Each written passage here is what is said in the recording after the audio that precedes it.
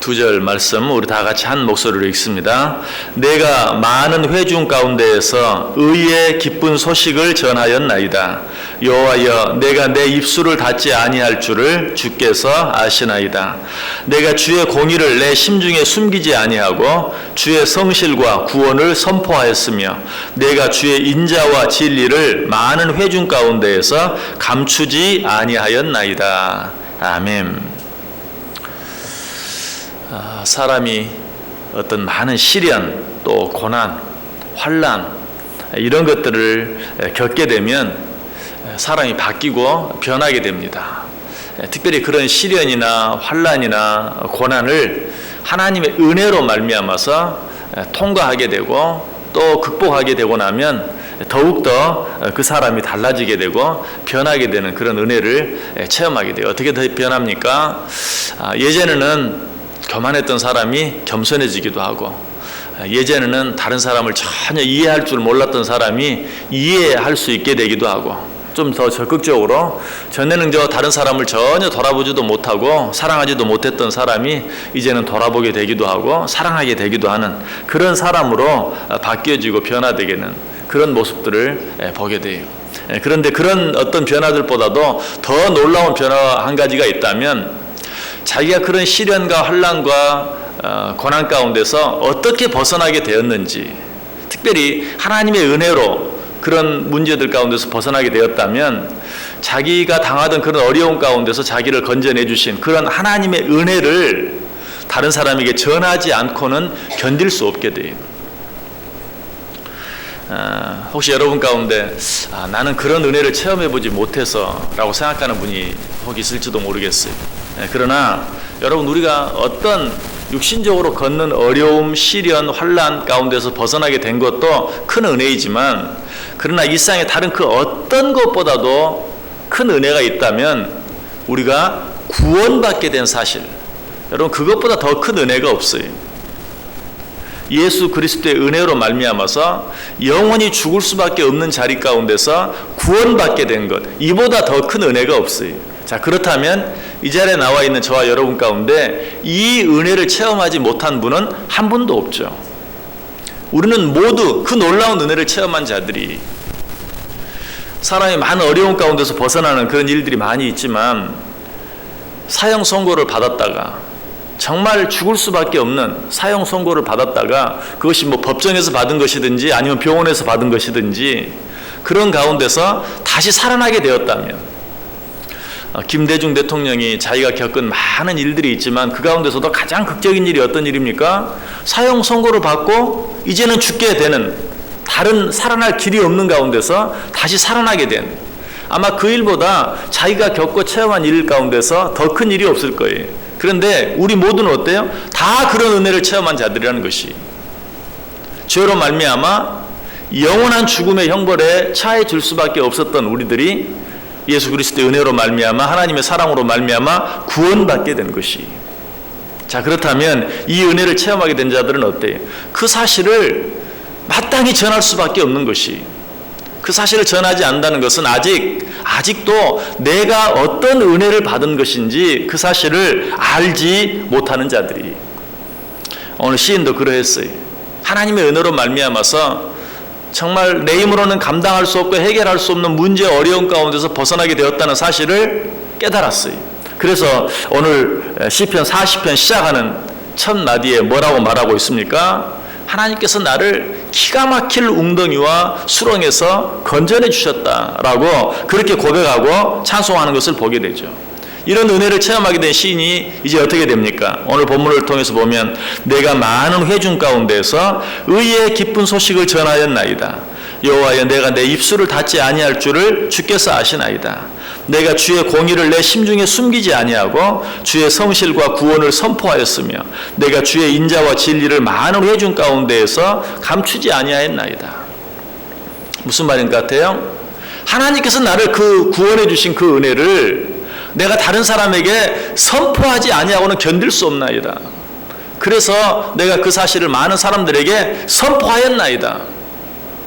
내가 그렇게 하는 것을 앞으로 절대로 그만두지 않겠나이다 라고 고백하고 있는, 그리고 실제로 그렇게 한 것을 오늘 말씀을 통해서 보게 돼요. 이것이 구원의 은혜를 체험한 자들의 진정한 모습이, 먼저 내 속에 이런 모습이 있는가 한번 확인해 보세요. 우리 가운데 하나님의 구원의 은혜를 체험하지 못한 자가 한 사람도 없어요. 그런데 과연 나는 얼마나 내가 받은 그 구원의 은혜를 다른 사람들에게 선포하며 살고 있는가. 아까도 말씀드렸어요.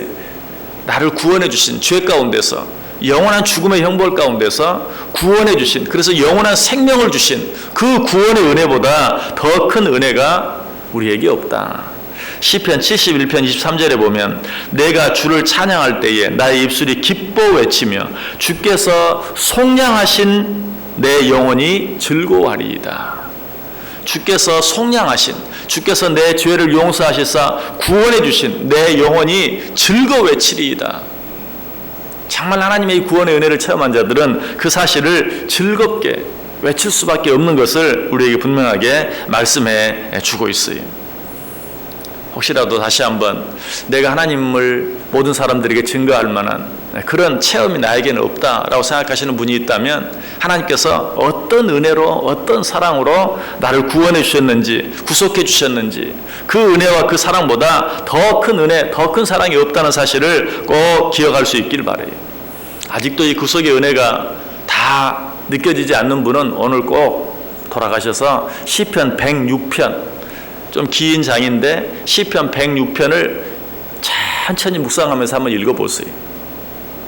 하나님께서 내게 주신 은혜가 얼마나 크고 귀한 것인가를 깨달을 수 있어요. 이런 은혜를 체험한 자들은 그 은혜와 사랑을 모든 사람에게 전하게 되어 있다. 그 가장 큰 증거가 되는 한 사람이 있죠.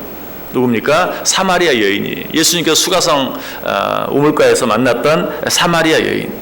이 여인은 어떤 사람이었죠? 다른 사람을 만나기조차 꺼려했던 그런 사람이, 그래서 물 한 통을 기르러 가도 아무도 없는, 모든 사람들이 잠을 자고 있는 뜨거운 한낮, 이 뜨거운 지역, 중동 지역은 어때요? 한낮에 잠을 자요. 너무 뜨겁기 때문에 그 시간에 잠깐 잠을 자면서 쉬는 시간이 있어요.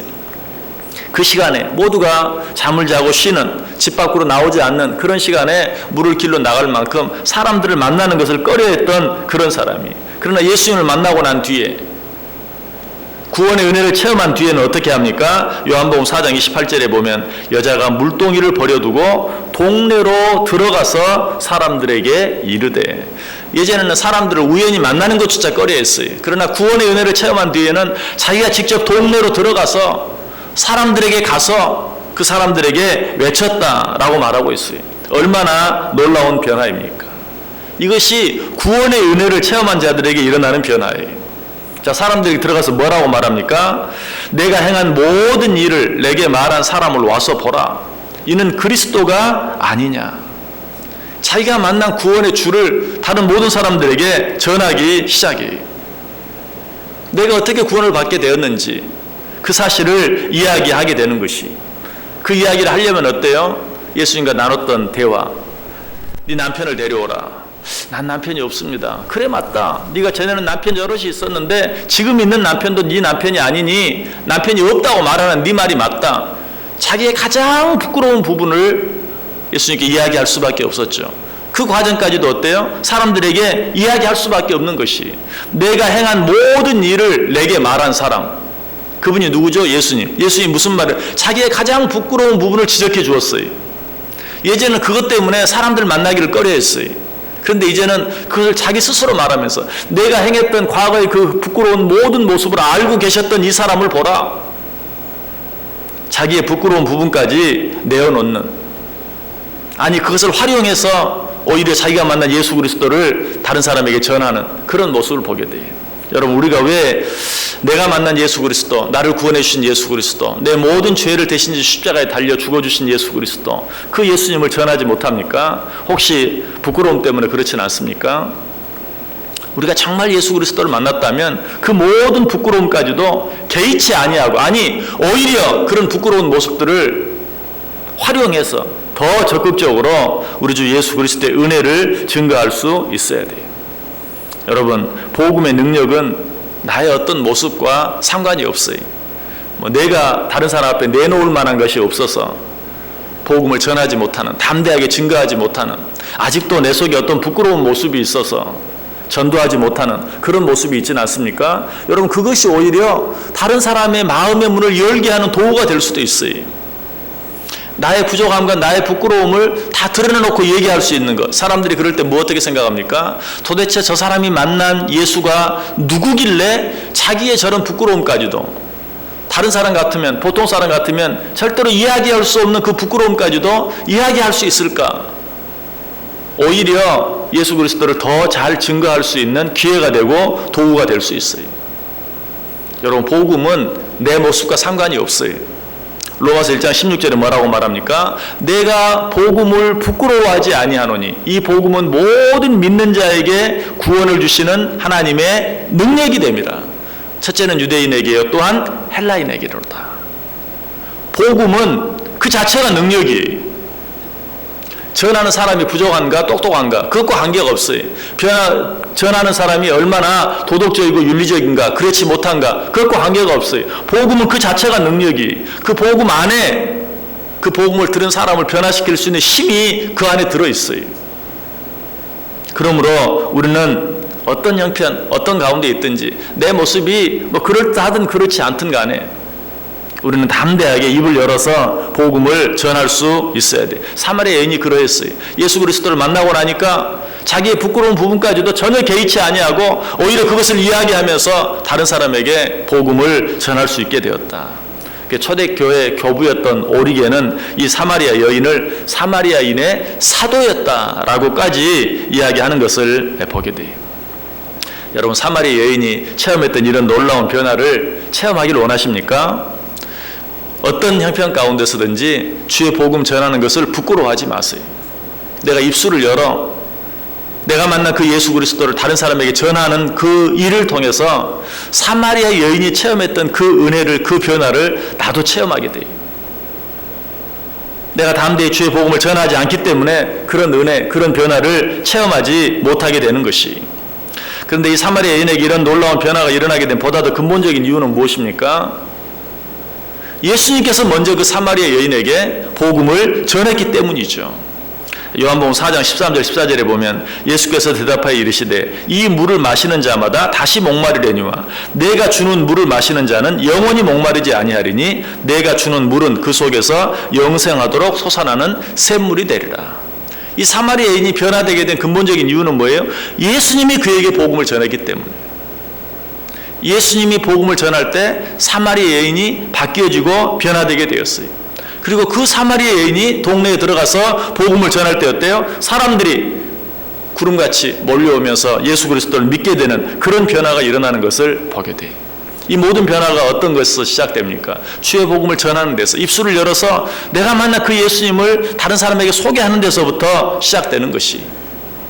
예수님이니까 당연히 복음을 전해야지. 예수님이니까 당연히 그렇게 했겠지. 그때의 상황을 생각해 보면 그렇게 당연한 사실만이 아니에요. 여러분, 당시 사마리아인은 어떤 사람이었습니까? 유대인들이 도무지 상종하지 않으려고 하는.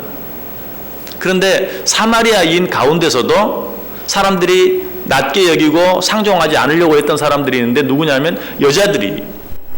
사마리아인들조차도 여자들은 무시했어요. 당시 탈무드에 보면 이런 내용이 나와요. 자기 딸에게 율법을 가르치는 자는 바보 같은 자이다. 여자와의 대화를 계속하지 말라. 아무도 거리에 있는 여자와 이야기하지 말라. 자기 아내와도 거리에서는 이야기하지 말라. 여자와 이야기하는 일은 사람을 부정하게 만드는 6가지 일 가운데 하나다. 우리 여자분들 기분 나쁘시죠? 새벽부터 이렇게 여자들이 무시당하는. 그러나 예수님께서는 어때요? 남자든 여자든 사마리아인이라고 하면 모든 사람들이 무시하고 상대하지 않으려고 했던 사마리아인에게, 그 가운데서도 여자에게. 자, 그런데 그 여자도 보통 여자가 아니, 사마리아 여자라 할지라도 상종하지 않으려고 했던, 요즘 우리말로 하면 창녀에 불과했던 그런 여인, 그런 여인에게 예수님이 먼저 다가가서 내게 물 좀 달라라고 청하시고 그에게 먼저 말을 건네시고 그에게 복음을 전하는. 그로 말미암아 어때요? 그 사마리아 여인이 바뀌고 변화되어졌어요. 그로 말미암아 그 사마리아 여인이 사람들 만나기조차 꺼려했던 그 사마리아 여인이 바뀌고 변화되어져서 동네에 들어가서 사람들에게 복음을 전하는 그런 놀라운 역사가 일어나게 되었던 것을 보게 돼요. 여러분, 우리가 복음을 전할 때 우리는 두 가지 변화를 경험하게 돼요. 먼저는 나 자신이 바뀌고 변화되게 되는 것을, 마치 사마리아 여인이 그러했던 것처럼. 또 한 가지 변화는 어때요? 내가 복음을 전한 그 사람이 바뀌고 변화되어져요. 그래서 우리는 복음을 전할 때 두 가지를 생각해야 돼요. 복음은 나 자신의 상태와 관계가 없다. 복음은 그 자체가 능력이어서 나 자신의 상태와 관계없이 내가 전하면 그 복음을 듣는 사람이 누구이든지 간에 바뀌고 변화되게 된다. 또 한 가지 생각해야 될 것은 그 복음을 받는 사람들의 상태와 상관이 없어요. 복음은 복음을 전하는 나 자신의 상태와도 관계없고, 복음은 그 복음을 받는 그 사람의 상태와도 상관이 없어요. 복음은 모든 사람들을 구원하는 능력이 있어요. 여러분, 사도 바울이 고백했던 그 고백을 다시 한번 기억하세요. 내가 복음을 부끄러워하지 아니하노니 이 복음은 모든 믿는 자들에게 구원을 주시는 하나님의 능력이 됨이라. 그 사람의 상태가 어떠한 관계가 없어요.